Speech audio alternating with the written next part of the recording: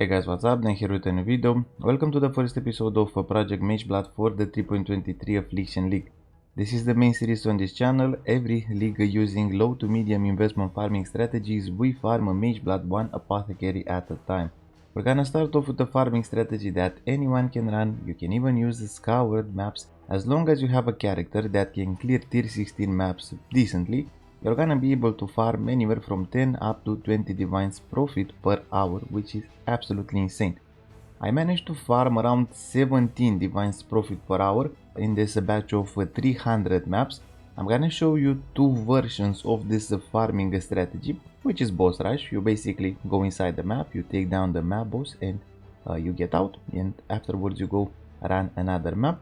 It's a really simple strategy, almost any build can run it, and the only reason why our numbers are so big this league, it's because most players are either cheesy currency generation in tier 7, tier 11 maps by running abysses with the Affliction League mechanic, and the ones that are not cheesing tier 7 or 11 maps are running tier 16 maps, but they're using blue altars.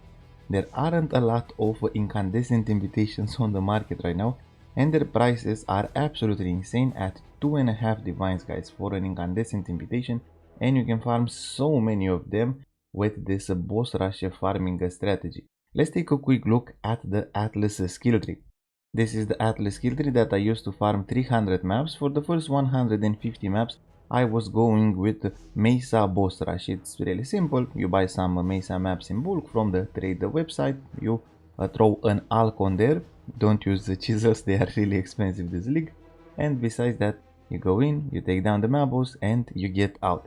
I decided to also try out Arrow's version of boss rush in City Square with the Harbingers, with the Mysterious Harbinger campus and with the Bodyguard campus, and the numbers were a bit better than the Mesa boss rush. We managed to make 17 or 18 divines profit per hour. More on that once we get to the spreadsheet. It's a really simple Atlas skill tree that almost anyone can use right now. As long as you have a build that can clear tier 16 maps, you're gonna be able to farm a lot of currency, and you can even run your maps scoured in case you're struggling a tiny bit. Maybe you're just reaching a tier 16 maps. This is the loot that we managed to get from the first 150 maps. The Mesa boss rush, we have incandescent invitations, we have Shaper, Elder, Conqueror and Synthesis maps, and we also have some of these invitations right here which are quite expensive as well. Besides that, we have a lot of jungle valleys since this is an adjacent map and we only have a few Mesa maps.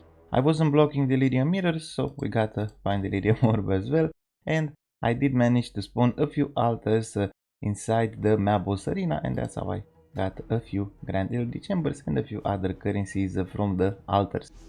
From the 150 maps which were run with the City Square and the Harbinger campus, Mysterious Harbinger campus and the Bodyguard campus, we have the same incandescent invitations, polaric invitations, we have Twisted and we have Elder Slayers. These are quite expensive, guys, these invitations, and besides that we have a Shaper, Elder, Conqueror and the Synthesis maps, but we also have the currencies from the Harbingers. 12 Fracturing Shards in 150 maps, we have Chaos Orbs, we have Ancient Orbs, we have some stack decks, and we had more regals, but I made a small mistake with the affinities and I think I dropped a few stacks of regals in my currency tab. We have this Prime Chaotic Resonator which dropped from a Delirium mirror, and we used 150 City Square maps, we got 38 back. We dropped 84 Bog maps, which are really nice for boss rushing as well. This is a map that not a lot of players use when they're boss rushing, but it's really nice. And we dropped 44 random tier 16 maps.